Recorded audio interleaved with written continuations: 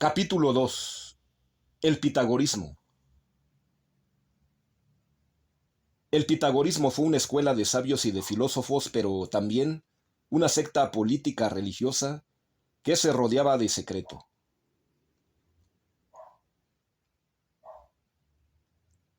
Los textos faltan con frecuencia y es difícil extraer la parte histórica de la narración fabulosa.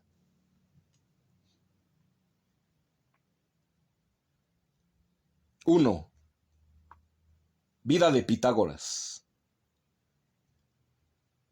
Nace en Samos hacia el 500 a.C.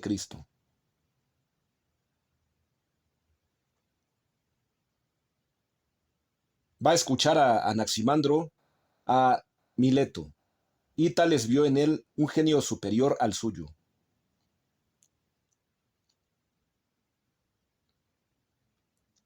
Tradiciones, con frecuencia tardías, le atribuyen a Pitágoras viajes a Egipto, a Babilonia, donde habría encontrado a Zoroastro, a las Indias, etc.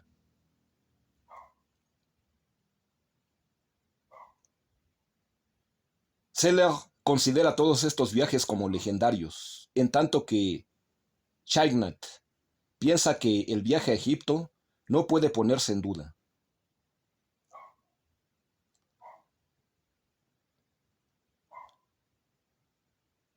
Sea como sea, Pitágoras abandona Samos, desembarca en Sibaris y parte a pie para Crotona.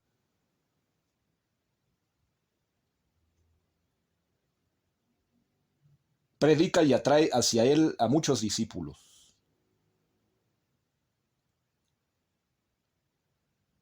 Funda una comunidad de hombres, mujeres y niños, donde los bienes son comunales, donde se enseña la concordia y donde se exige el secreto.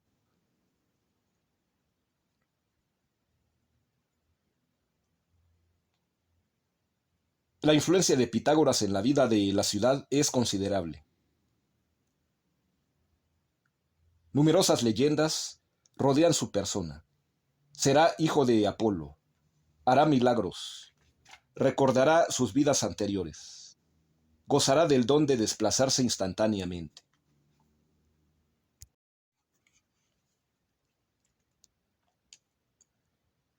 Muy rápidamente atrae el odio del pueblo que le reprocha su carácter aristocrático y secreto.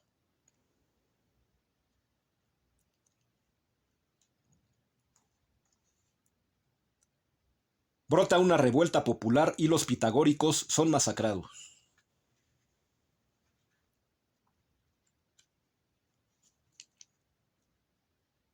Según una tradición, quemaron a Pitágoras. Según otra, él se refugió en Metaponto donde murió.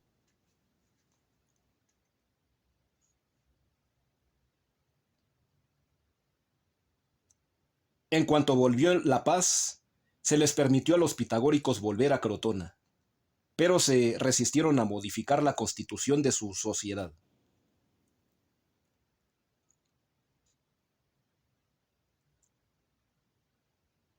En el siglo IV a.C., Aristógeno de Tarento posiblemente conoció a los últimos representantes de la escuela.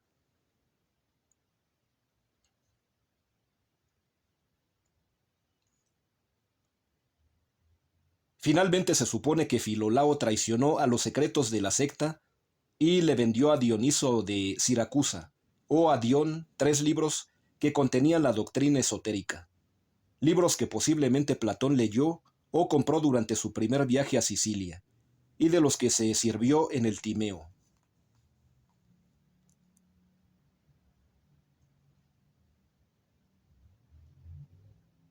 2. La orden pitagórica.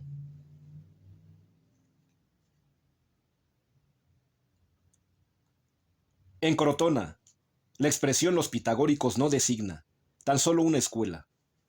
Designa un partido que se opone al de los ciclonianos, por lo que surgen los odios y las querellas.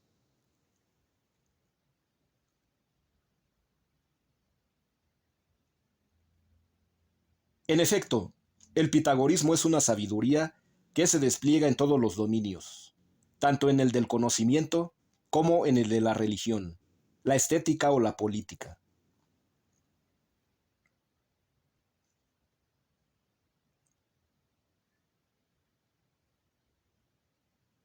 El reclutamiento de los adeptos se hacía con cuidado según las facciones, el caminar, los hábitos y las inclinaciones de los candidatos.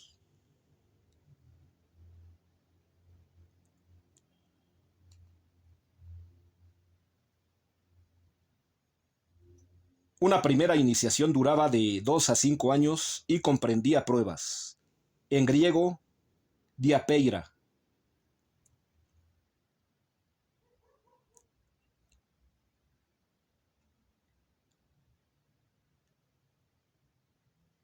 El novicio era sometido a la prueba del silencio.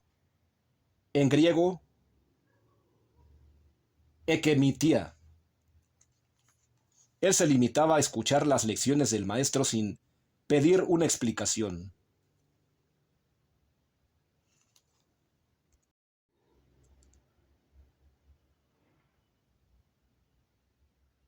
De esto surge el nombre griego de akoismitakoi, dado a los novicios.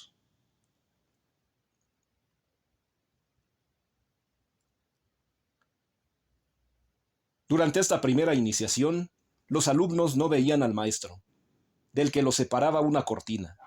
De aquí el nombre de exo o los exotéricos.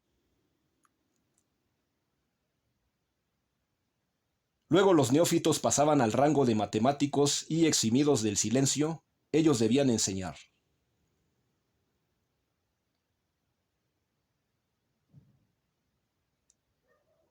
Finalmente estaban los físicos que estudiaban los fenómenos de la naturaleza.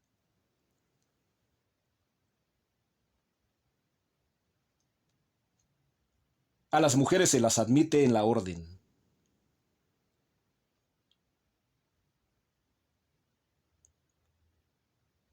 Todos los miembros deben una obediencia absoluta, y el autos, Efa, es él quien lo ha dicho. Sirve de referencia suprema.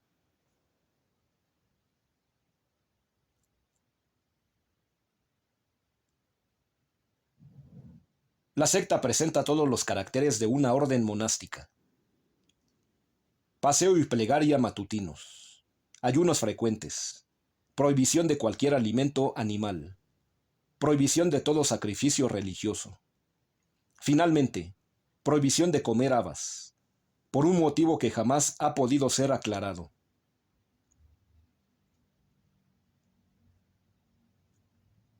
Algunos pretenden incluso que la orden había adoptado un uniforme compuesto de una vestidura de lana o de lino blanco.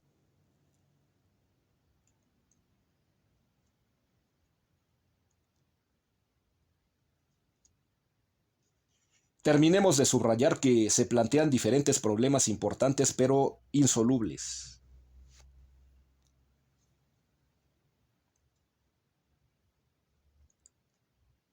Adoptaron los pitagóricos las máximas y los usos de las sectas órficas, o de la sociedad pitagórica surgieron las sectas y los misterios órficos.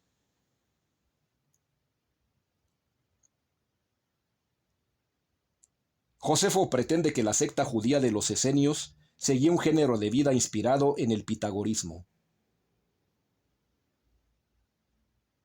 Krauser piensa que no hubo influencia, sino solo analogías que se explicarían remontándose a las fuentes persas de las que habían bebido tanto los pitagóricos como los esenios.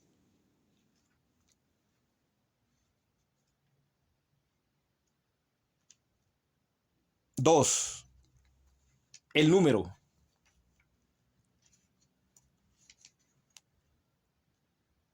Los pitagóricos son célebres por haber tomado como divisa todo es número. Algunos historiadores de la filosofía y de las ciencias han querido ver en esto el principio de una visión científica y moderna del mundo, para la cual comprender es medir, y lo único científico que hay en un conocimiento es lo que tiene de matemático.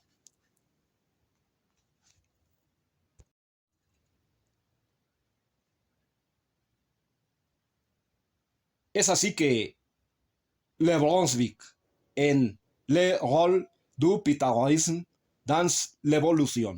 Des Idees, París, 1937. Felicita a Pitágoras por esta intuición genial, lo que lamenta encontrar siempre en las especulaciones de estas numerosas supersticiones que se relacionan con los números y que constituyen, al lado de la aritmética verdadera, una aritmología que se complace en consideraciones nebulosas y mitológicas.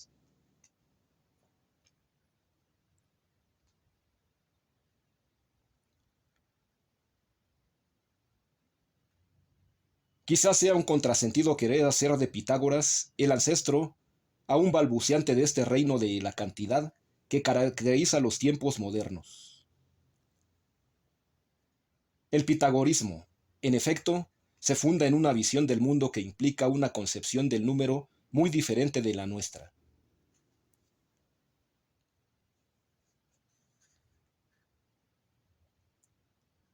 Hoy consideramos el número como una colección de unidades, de tal manera que para nosotros el 3 es el resultado de sumar 1 a 1 y nuevamente a 1.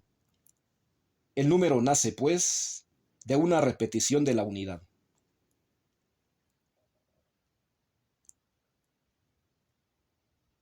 A partir de una concepción así, nacen filosofías de la deducción y del desarrollo que conducen a técnicas de la potencia.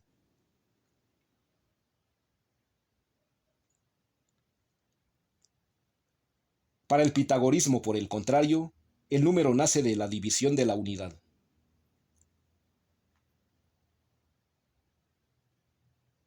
El 1, desdoblándose, se duplica. 1 ha producido 2, como lo dice Aristóteles en Metafísica. 100, 14, 3.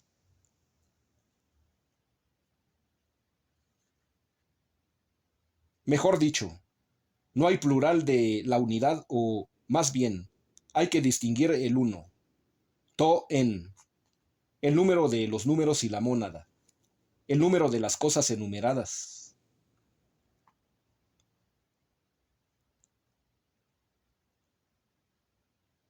Una concepción así del mundo conduce a una filosofía del encumbrimiento, en la que el número forma parte de la unidad, lejos de que suceda que la unidad forme parte del número.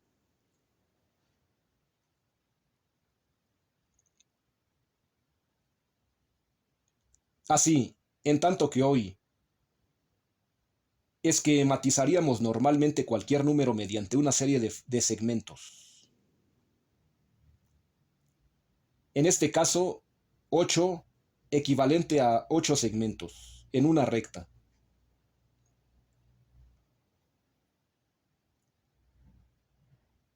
Los pitagóricos representarían normalmente el número mediante la división de un círculo. Esto es 8, equivalente a un círculo con 8 divisiones.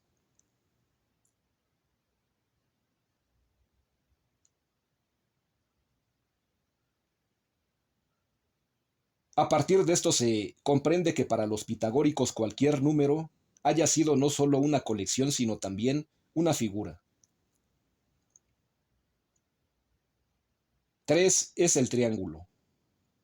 4 es el cuadrado. 5 es el pentágono. 6 el hexágono, etc.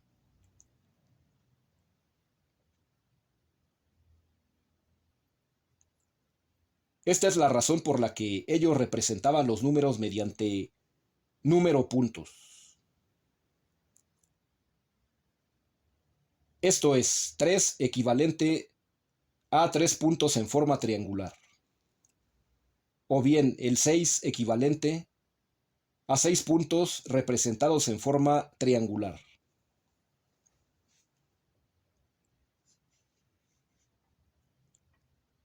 Una representación gráfica así les permite demostrar que un vistazo, que la suma de los números impares es igual a la serie de los números cuadrados. En efecto,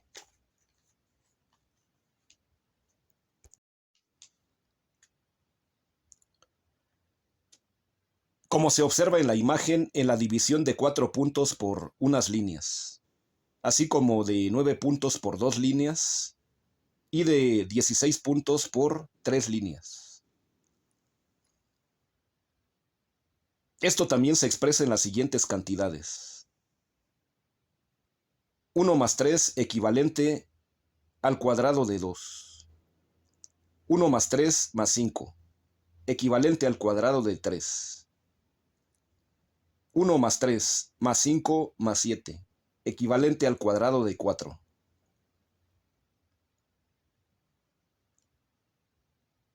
Igualmente, es mediante un procedimiento gráfico que se encuentra la demostración de la suma de dos términos al cuadrado, equivalente al cuadrado del primer término, más el doble producto del primer término por el segundo, más el segundo al cuadrado, y su equivalente en la figura adjunta. Así como el célebre teorema de Pitágoras. En la expresión, el producto de a por b al cuadrado, más el producto de b por c al cuadrado, equivalente al producto de a por c al cuadrado, y con su relación a la figura adjunta.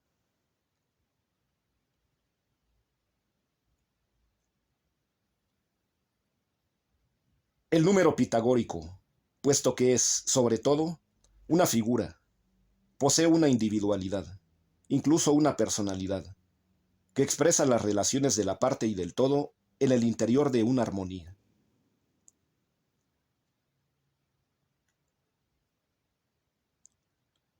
Así, el principio primero es el uno, que encierra en sí a todos los números y se eleva por encima de todos los contrarios.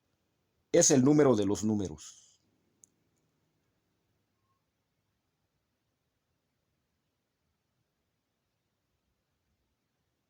En cuanto a los números propiamente dichos, ellos son el ser mismo.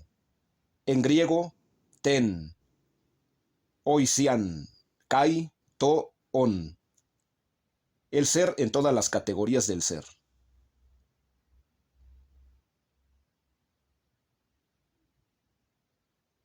Ellos son el elemento material. En griego, os y len. El elemento formal. En griego, os, pate, te, kai, exeis. Las causas. En griego, aitiosn. Son los principios que se encuentran en todos los seres de la naturaleza. Seres que son materiales y dotados de movimiento.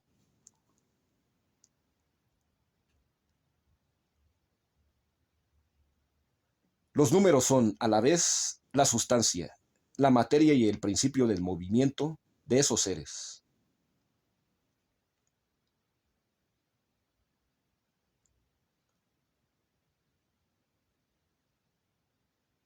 En esos principios están en hiparkei, las cosas, y puesto que son a la vez la forma y la materia, es claro que son inseparables de ellas.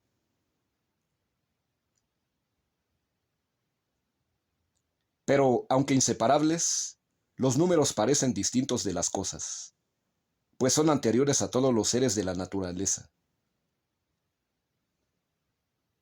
Así, son a la vez trascendentes e inmanentes.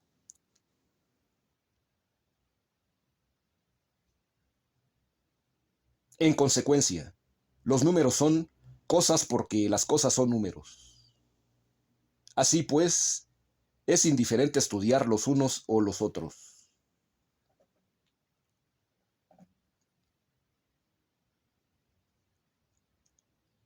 Si se quiere comprender bien el sentido y el alcance de la célebre definición que nos ha legado Teón de Esmirna, según la doctrina de los pitagóricos, los números son, por así decir, el principio, o arqué, la fuente, o tele, y la raíz, o risa, de todas las cosas.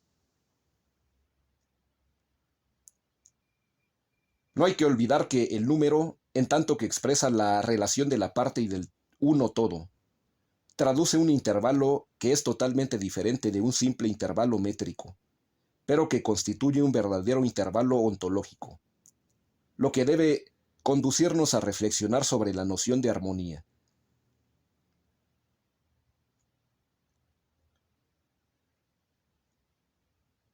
Relación del individuo con el ser, de lo múltiple con el uno todo. El número pitagórico no es una simple cantidad, es un intervalo armónico.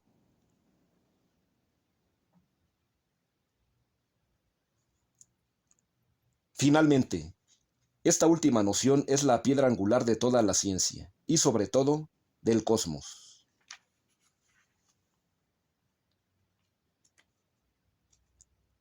4. La música.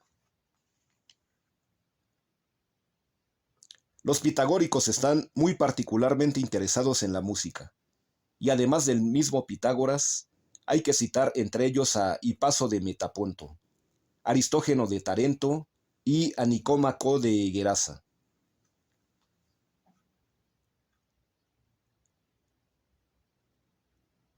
Al ser la armonía el principio que concilia los principios contrarios que entran en la constitución de todo ser, ella es esta proporción que une, en todos los dominios, los elementos en discordia.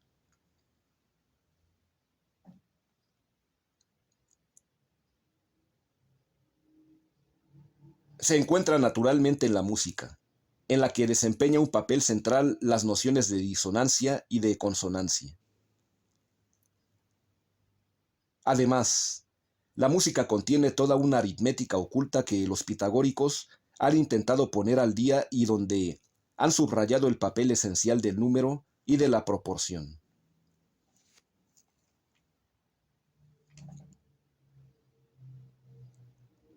Como dice Teón de Esmirna, puesto que se dice que hay números consonantes, no se podría encontrar, fuera de la aritmética, la razón de la consecuencia que tienen las más grandes virtudes, siendo, en el alma razonable, la verdad. En la vida, la felicidad. En la naturaleza, la armonía.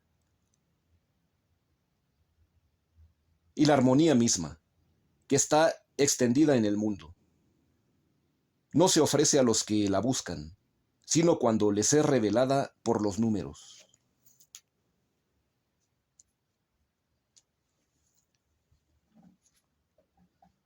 La armonía sensible es la que se hace sentir por los instrumentos. La armonía inteligible es la que se basa en los números.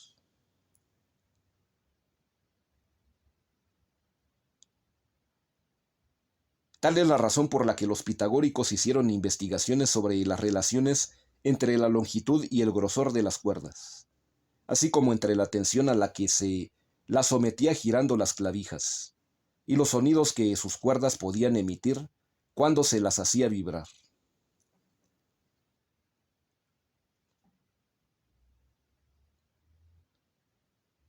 La determinación numérica de los intervalos, así como la invención del octocordio y del heptacordio, se les atribuyen a los pitagóricos.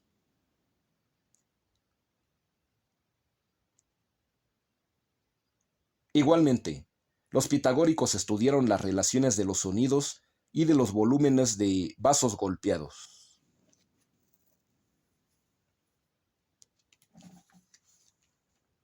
Estas consonancias, unos quisieron obtenerlas por los pesos, otros por las longitudes, otros por movimientos numerosos, otros incluso por la capacidad de los vasos.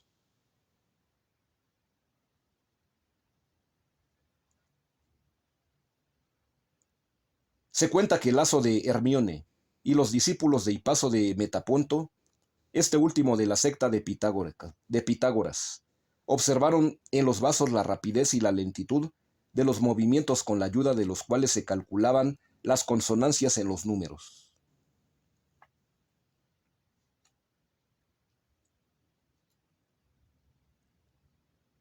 Tomando muchos vasos de la misma capacidad y semejantes, se ha dejado uno vacío y el otro se ha llenado hasta la mitad con un líquido. Luego se ha golpeado cada uno de ellos y se ha obtenido la consonancia de octava.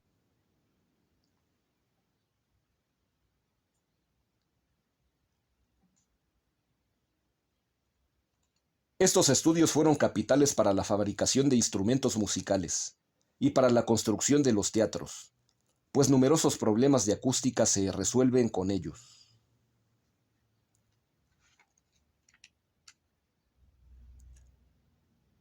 Esta armonía musical preside toda una concepción del mundo. 1. Música y astronomía. Cuando Platón dice que la música y la astronomía son dos ciencias hermanas, según lo revisa en República, libro 7, 530d, habla como alguien para quien la doctrina de Pitágoras no debería de tener muchos secretos.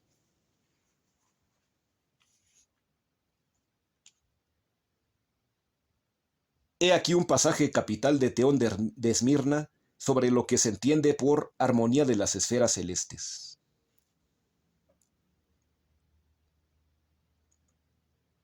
En relación a la posición y al orden de las esferas o de los círculos sobre los que son llevados los planetas, he aquí la opinión de algunos pitagóricos.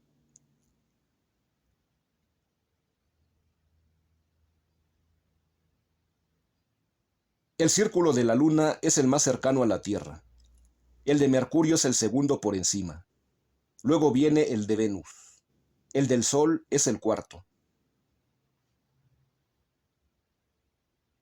Vienen enseguida los de Marte y de Júpiter. El de Saturno es el último, y el más cercano a las estrellas.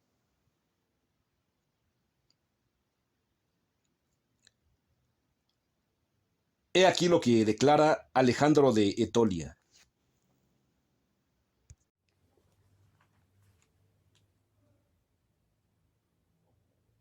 Las 7 esferas dan los 7 sonidos de la lira y producen una armonía, es decir, una octava, a causa de los intervalos que los separan 2 a 2.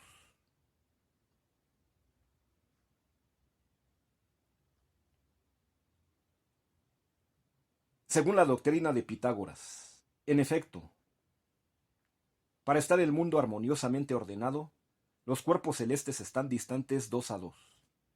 Y según las proporciones de sonidos consonantes, producen por su movimiento y la velocidad de su revolución los sonidos armónicos correspondientes.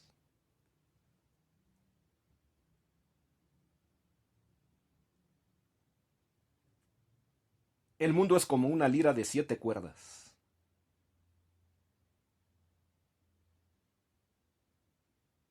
Así, para los pitagóricos, la escala es un asunto cósmico y la astronomía una teoría de la música celeste.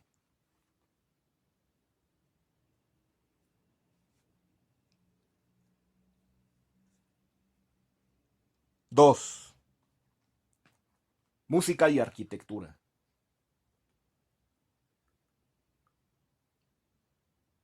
La noción de intervalo armónico, cuya constitución preside el número, raíz de todas las cosas, se encuentra igualmente en el corazón de la arquitectura y, más precisamente, de la arquitectura sagrada donde las tradiciones egipcias siguen desempeñando un papel grande.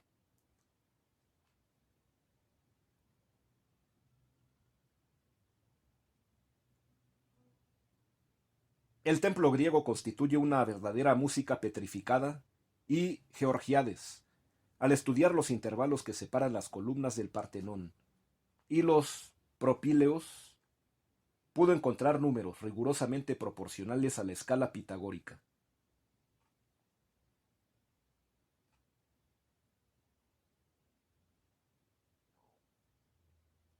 Estas tradiciones de armonías arquitectónicas, con toda la habilidad manual que exigen para construir poliedros regulares, o figuras pesadas de simbolismo esotérico, tales como el hexágono, el rosetón, el pentagrama, pasan de los pitagóricos a los constructores de catedrales medievales.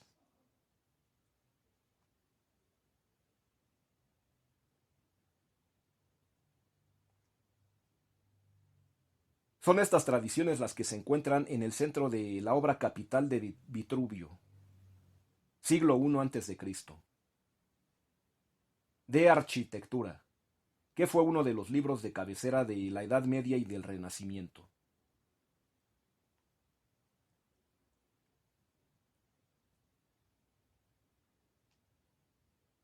Así, en y por el número, la proporción y la armonía, es posible unir el espacio al tiempo en cualquier otra cosa que no sea nuestro concepto moderno de velocidad.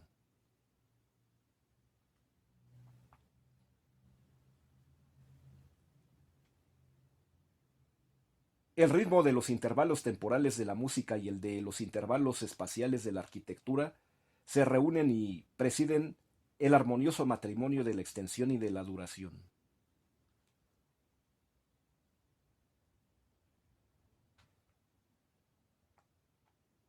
3. Consonancia y simpatía. Aritmética y música. Número y armonía. Son inseparables los unos de los otros, y es en ellos que se encuentra la clave de una comprensión verdadera del concierto del mundo.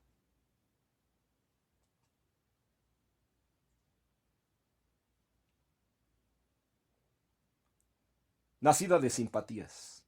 La música engendra las consonancias que, al trascender los intervalos que separan a unos individuos de otros, les permiten resonar entre ellos y simbolizar con lo que los rodea y con respecto a lo cual son como una nota en la escala.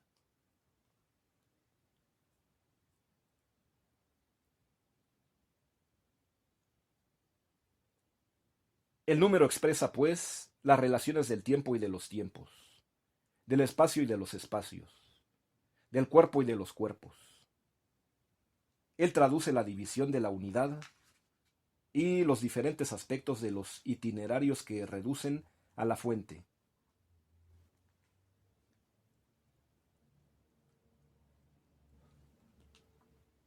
El número es a la vez la presencia y la distancia de las cosas, de los seres y del mundo. En sí mismo lleva algo de desgarramiento de Dionisio Sagreo, y la alusión armónica a esta reconciliación que hizo nacer los cantos de Orfeo.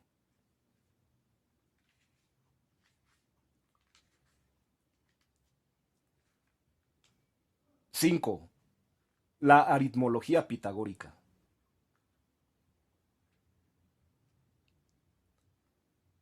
Al tener los números, las figuras y los volúmenes una individualidad o, más precisamente, una personalidad en función del lugar que ocupan en el concierto del mundo, fueron, por parte de los pitagóricos, el objeto de especulaciones oscuras o brumosas,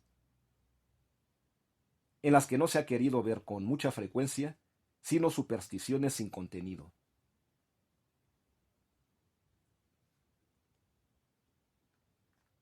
Así nació una aritmología que se puede considerar que es la aritmética, lo que la astrología es a la astronomía.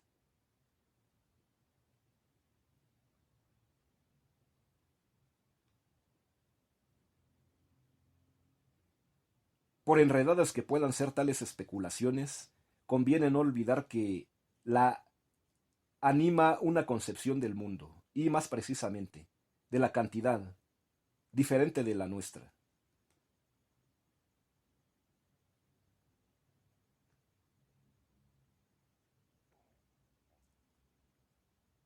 Los pitagóricos no han consumado el divorcio entre la cantidad y la calidad. Para ellos hay un elemento espiritual de los números que les da existencia verdadera, que no se puede reducir a simples medidas.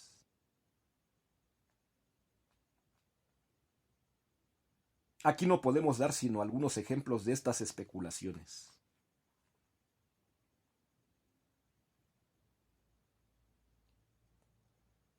Los números pares se consideraban como femeninos y los impares como masculinos.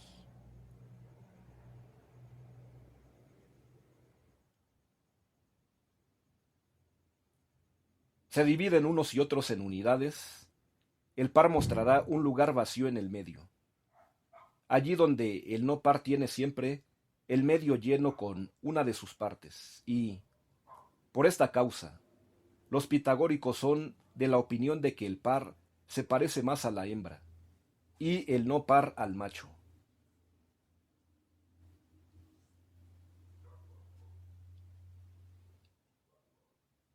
El número 3 se consideraba perfecto porque es el primer número que tiene un comienzo, un medio y un fin, y es, a la vez, línea y superficie. Es, en efecto, un número triangular equilátero del que todos los lados valen 2 unidades.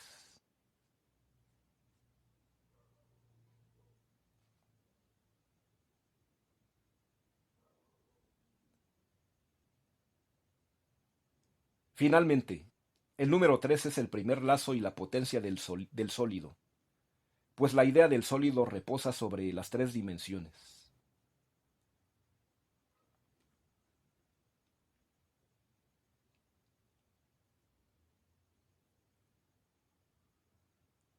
El 5 es el primer número resultado de la suma del primer número femenino y del primer número masculino.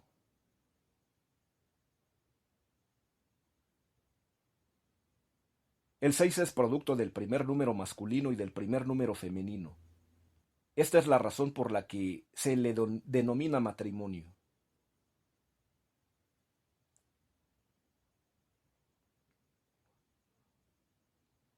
Otro número de la década, el 7, está dotado de una propiedad notable. Es el único que no engendra ningún número comprendido en la década, y que no es engendrado por ninguno de ellos, lo que ha llevado a los pitagóricos a darle el nombre de Minerva, porque esta diosa no ha sido engendrada por una madre y no ha sido madre. Ella no proviene de ninguna unión y no se ha unido a nadie.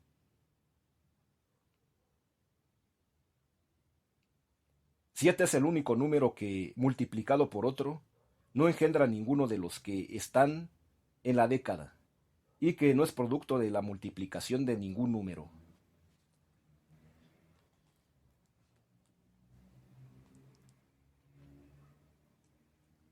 Teón de Esmirna precisa que es en 7 semanas que el feto puede llegar a su perfección, que en el séptimo mes ya es viable, que es a la edad de 7 años que los niños pierden sus primeros dientes, que los signos de la pubertad aparecen en el segundo periodo de 7 años, y que la barba comienza a crecer en el tercer periodo de 7 años.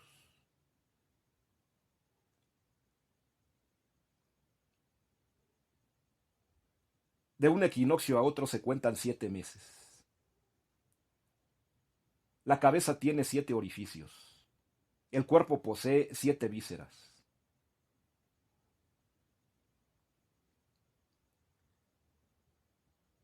El número 8 se compone de la unidad y del septenario.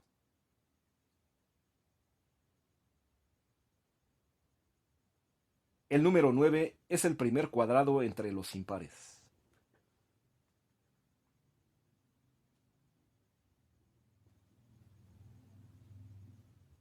Pero de manera muy particular, fue la década, la tetractis, la que parecía dotada de poderes extraordinarios.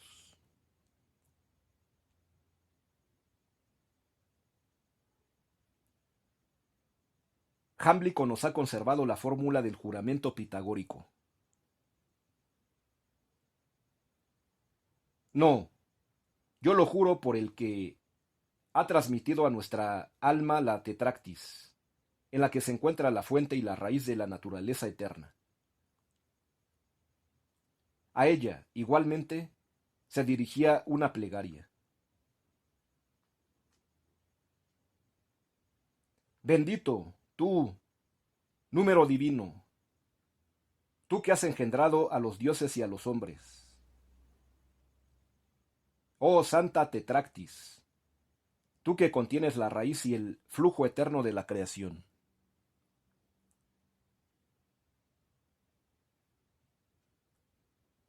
Pues el número divino comienza por la unidad pura y profunda y alcanza luego el cuatro sagrado.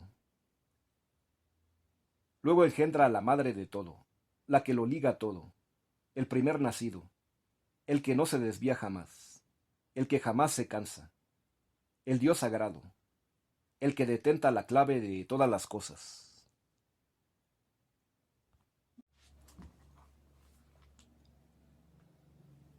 Teón de Esmirna nos dice que la Tetractis completa la serie de los números, que ella comprende en sí misma la naturaleza de lo par y de lo impar, de lo que está en el movimiento y de lo inmutable, del bien y del mal.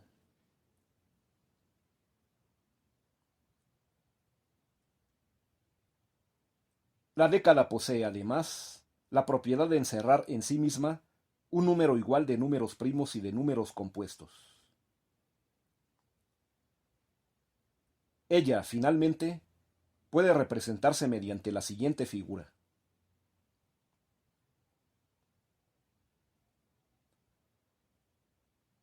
Que muestra claramente que el número 10 es equivalente a la suma de los primeros cuatro números 1, 2, 3, 4. Añadamos, además, que entre los números comprendidos entre la década, unos engendran y son engendrados. Por ejemplo, el 4 multiplicado por 2 engendra el 8, y este es engendrado por el 2. Otros son engendrados, pero no engendran, como el 6, que es producto de 2 por 3, pero que no engendra ninguno de los números de la década.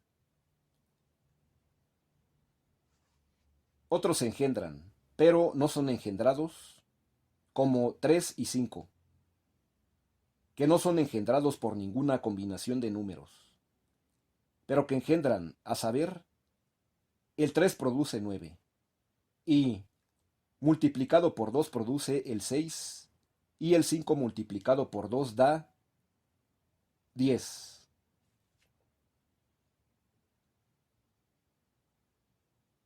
Así, la década es un número verdaderamente divino, según Nicómaco de Gerasa. Como el todo era una multitud ilimitada, se necesitaba un orden. Ahora bien, es la década en donde preexiste un equilibrio natural entre el conjunto y los elementos. Esto es por lo que, de su misma razón, el dios arregló servirse con arte de la década, como de un canon para el todo. Y esto es por lo que las cosas del cielo y de la tierra tienen, para los conjuntos y las partes, sus relaciones de concordancia basadas sobre ella y ordenadas conforme a ella.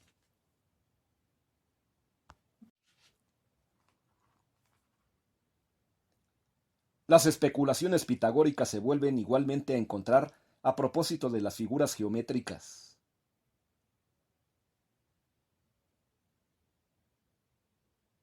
Citaremos, por ejemplo, el triángulo, que los pitagóricos calificaban de sagrado, y cuyas propiedades eran bien conocidas por los egipcios.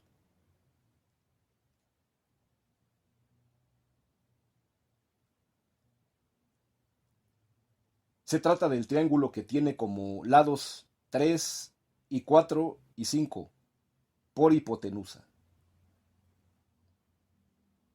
Es el único triángulo cuyos tres lados están hechos por números consecutivos y tiene sobre todo la preciosa propiedad de ser un triángulo rectángulo, puesto que la suma de 3 elevado al cuadrado y 4 elevado al cuadrado equivale a 5 elevado al cuadrado.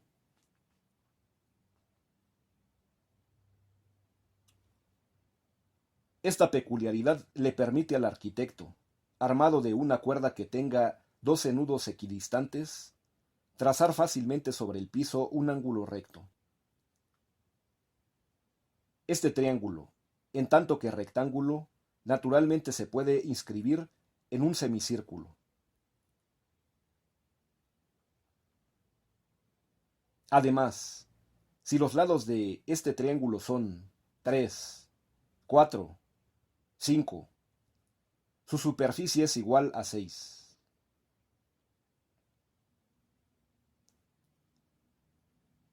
Entre las otras figuras a las que los pitagóricos atribuyeron propiedades geométrico-mágicas, hay que citar el pentágono, el pentagrama o pentalfa.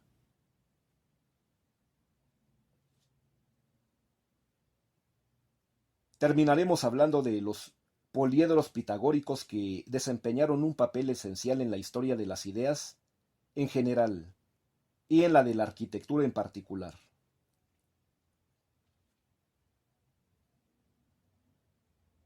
Los poliedros regulares están formados de polígonos regulares idénticos para un mismo poliedro.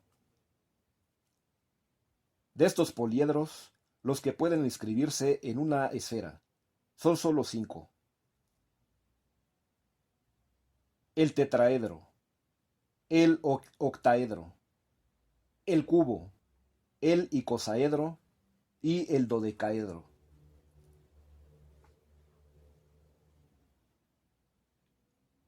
Ellos pueden transformarse los unos en los otros, pero no sin importar cuál de ellos es uno.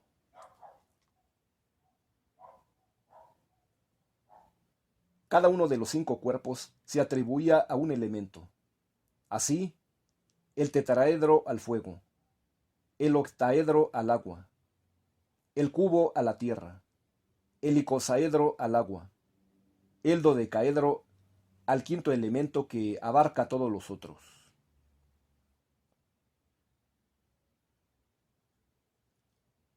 Esta tradición pitagórica la retomó Platón en el Timeo.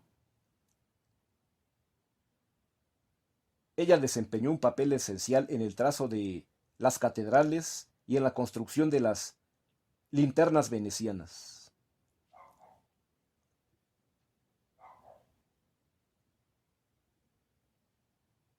Volveremos a encontrar estos poliedros diseñados por Da Vinci en la obra de Luca Pacioli, De Divina Proportionae, que data de 1509.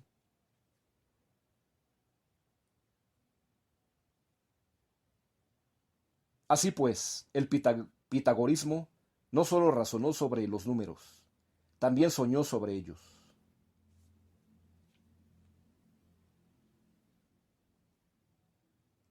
Será esencial investigar el sentido latente de estos sueños que ha alimentado toda una simbología que hace de cada uno de ellos el portador de un mensaje.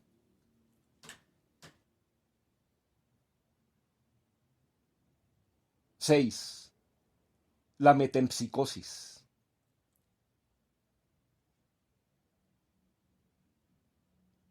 Se suponía que Pitágoras recordaba sus vidas anteriores y la reminiscencia, o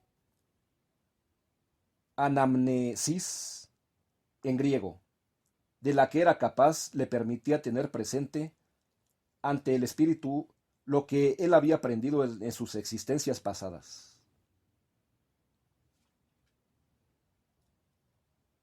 Es inútil subrayar lo que el platonismo le deberá a una teoría semejante. Para los pitagóricos, el alma es un ser demoníaco, lanzado a la prisión del cuerpo.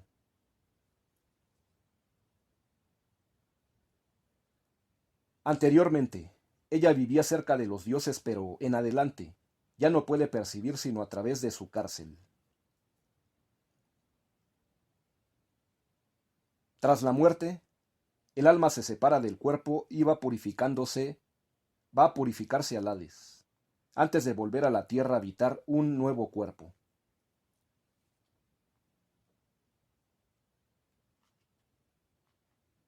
A lo largo de las transmigraciones, las almas expían las faltas que han podido cometer en su vida anterior. Cuando se les juzga dignas de ser liberadas de la rueda de las existencias, ellas conocen una vida inmortal divina.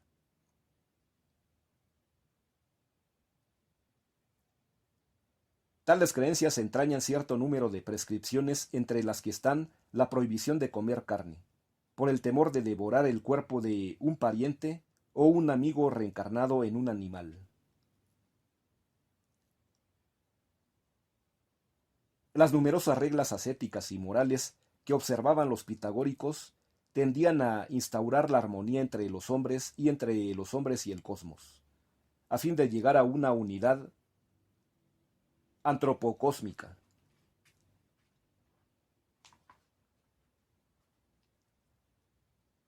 ¡7! Los herederos de Pitágoras.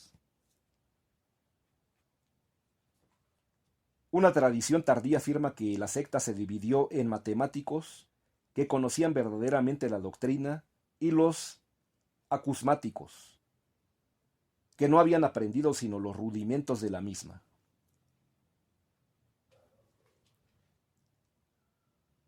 Muchos de los nombres de los pitagóricos designan personajes legendarios.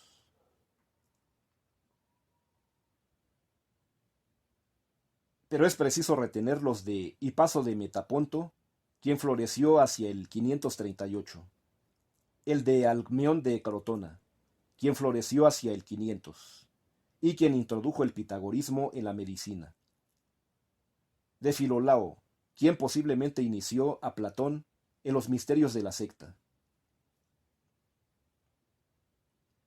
Citemos, finalmente, a Arquitas de Tarento, un amigo de Platón, que escribió principalmente sobre la música.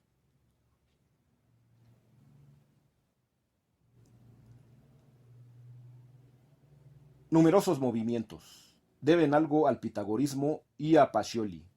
Paracelso, Kepler, probablemente fueron sus seguidores.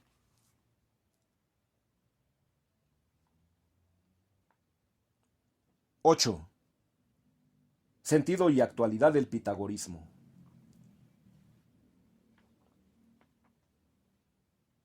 El pitagorismo tuvo una gran influencia en Platón.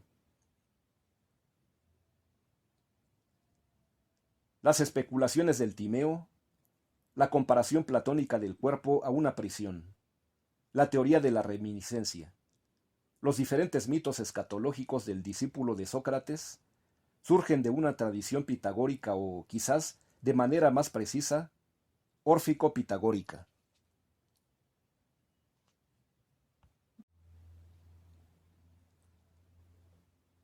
Pero Platón, quien decía: si le quitamos el número a la raza humana, no alcanzaremos jamás ninguna sabiduría. Ver Epinomis, 977b. Vio con lucidez que las matemáticas no eran sino el preludio de la tonada que había que aprender.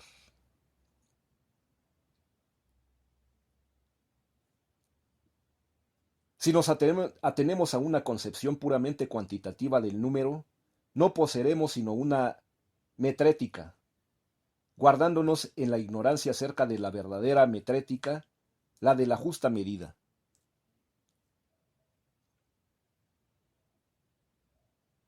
El conocimiento de la cantidad no nos da la ciencia de la medida que nos permite condenar tanto el exceso como la falta.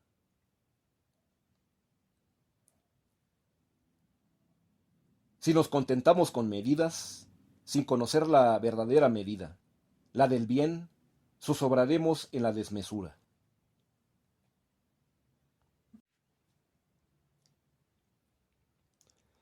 Nosotros podríamos decir que uno de los dramas esenciales de nuestra época se encuentra en este reino de la cantidad, que no nos da el número sino una concepción residual.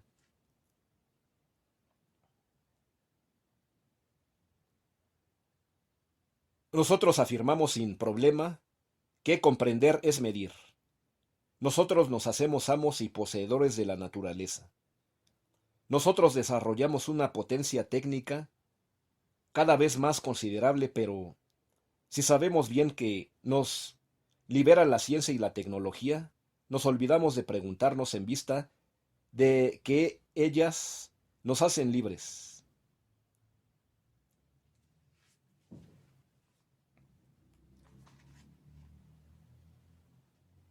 Nuestras medidas están cada vez más faltas de medida y vivimos cada día más bajo el yugo de las violencias técnicas que, por dulces e insidiosas que sean, no por eso son menos peligrosas.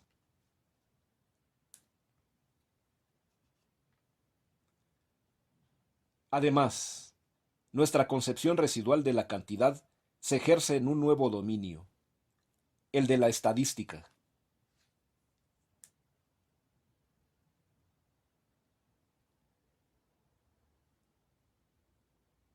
Esta nos lleva a confundir la media y la norma, lo que se hace y lo que debería hacerse, la cantidad y la calidad. Es así que pensamos naturalmente que un buen libro es el que se vende en cientos de miles de ejemplares, que la venta de un disco que supera el millón de ejemplares nos indica que estamos en presencia de una obra de calidad.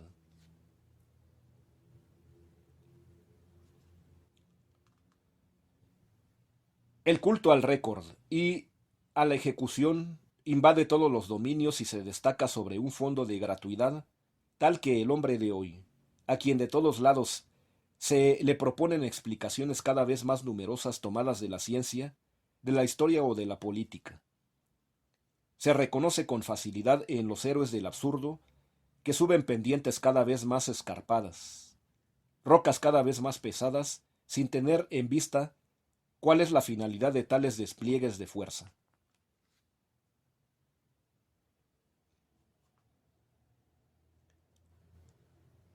El desencanto de las sociedades técnicas, del que habla Max Weber, se da porque el hombre de los países subdesarrollados posee, hoy en día, una infinidad de medios que es impotente de poner al servicio de un fin digno de sus esfuerzos y de darle sentido.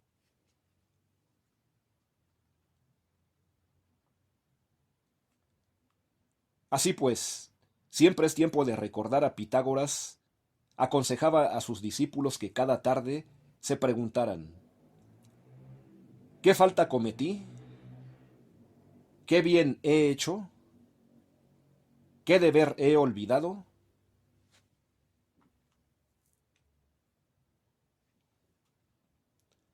El reino de la cantidad y el del poder no deberían de hacernos creer que, en adelante, estamos dispensados de formular cotidianamente estas tres preguntas.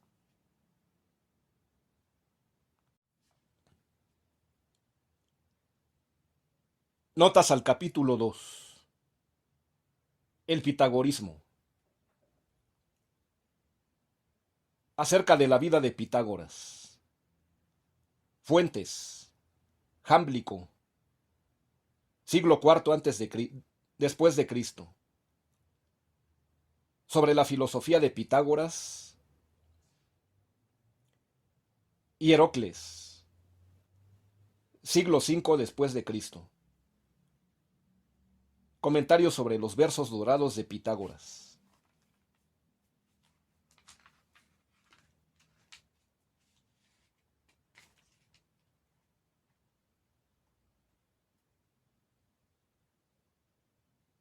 Acerca de que la suma de los números impares es igual a la serie de los números cuadrados. Véase Teón de Esmirna. Exposition des connaissances mathématiques utiles pour la lecture de Platón. Traducción J. Dupuis, París, 1892.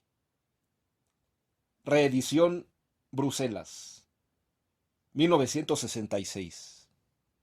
Página 65.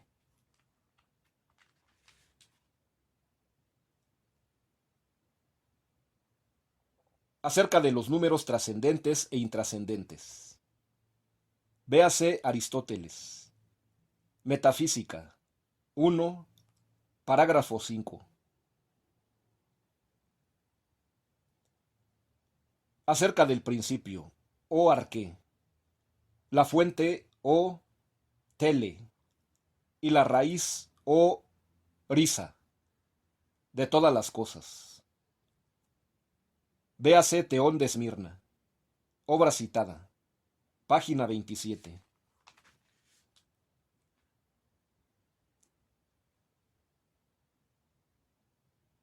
Acerca de lo que es revelado por los números. Revisar Teón de Esmirna, obra citada, página 79. Acerca de la consonancia de octava. Ver Teón de Esmirna, obra citada, página 97.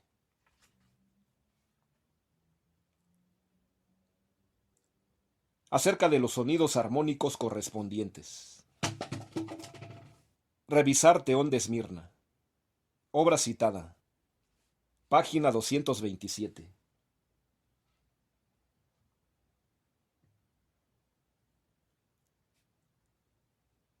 Acerca del libro de arquitectura, que fue uno de los libros de cabecera de la Edad Media y del Renacimiento. Sobre todo véase de arquitectura 3.1.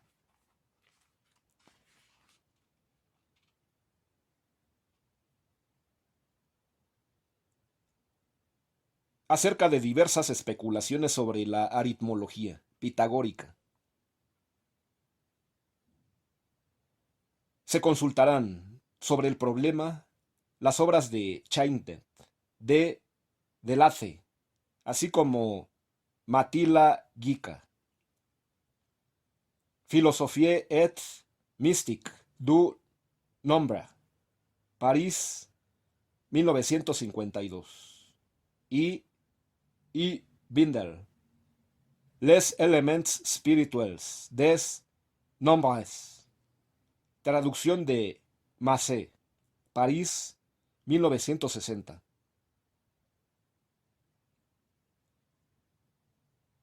Teón de Esmirna sigue siendo nuestra fuente principal, así como Jámblico.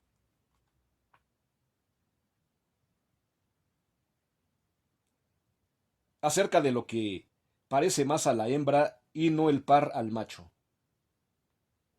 Ver Plutarco, Cuestiones Romanas, C2, 288.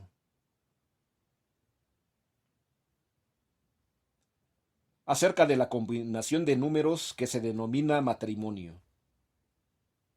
Ver Teón de Esmirna, obra citada, página 77.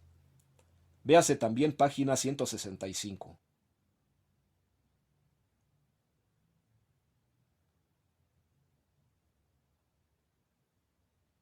Acerca de que la multiplicación de ningún número es producto de la misma. Obra citada, página 169.